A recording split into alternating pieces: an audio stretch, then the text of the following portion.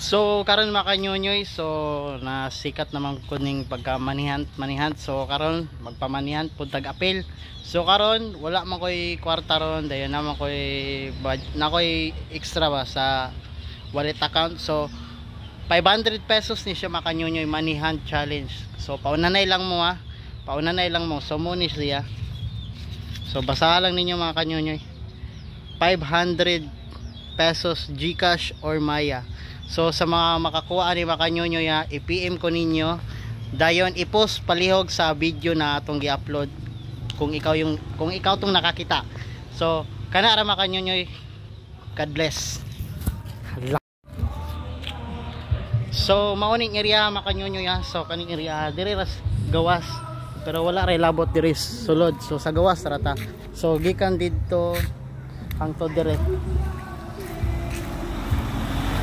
Hangtod dire ra mga kanyonyoy. Hangtod dire ra. So kani.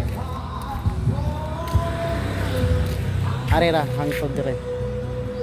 So taas-taas na siya. So paunanay ra gud mo ani niya.